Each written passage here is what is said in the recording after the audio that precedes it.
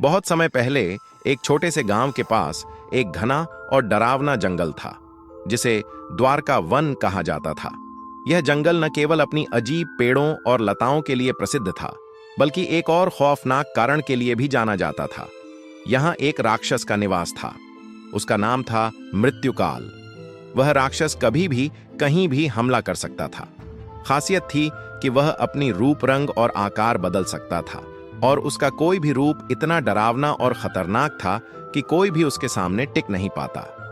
मृत्युकाल के बारे में गांव में कई डरावनी कहानियां प्रचलित थीं।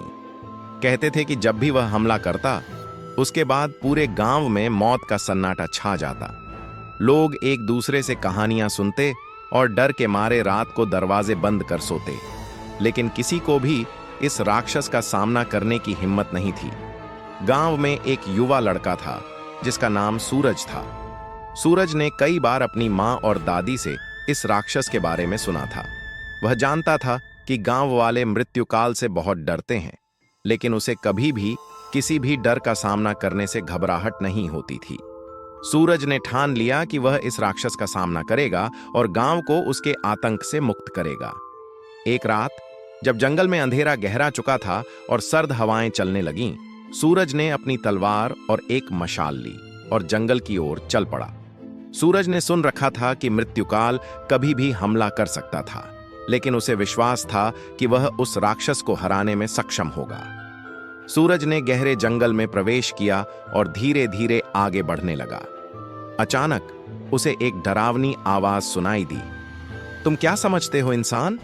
मुझे हराने का प्रयास करके तुम अपनी जान जोखिम में डाल रहे हो। सूरज ने देखा कि सामने एक विशाल काय अजगर की तरह दिखने वाला राक्षस खड़ा था। उसकी आंखें जल रही थीं और उसकी त्वचा कड़ी और मजबूत थी। तुम्हें लगता है कि मैं तुम्हारा सामना कर सकता हूं? राक्षस हंसा। सूरज ने बिना डर के कहा, तुम चाहे जैसे भी रूप बदलो, मैं तुम्हारा सामना करूंगा। राक्षस ने एक जबरदस्त हमला किया, लेकिन सूरज ने अपनी तलवार से उस हमले को रोका। फिर सूरज ने राक्षस के पैरों के पास एक गहरी खाई बनाई, जिसमें राक्षस का एक पंजा फंस गया।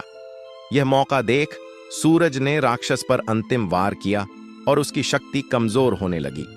मृत्युकाल चीखते हुए गिर पड़ा और उसकी शक्ति धीरे धीरे खत्म हो गई। सूरज ने अपनी बहादुरी से राक्षस को हराया और उसे जंगल से बाहर खदेड़ दिया। अगले दिन गांव वाले सूरज की बहादुरी के बारे में सुने और उसे एक नायक मान लिया। सूरज ने साबित कर दिया कि साहस और बुद्धिमानी से कोई भी शत्रु, चाहे वह कितना भी शक्तिशाली क्यों न हो, हराया जा सकता है। अब द्वारका वन में कोई राक्षस नहीं था और गांव वाले शांति से रह रहे थे।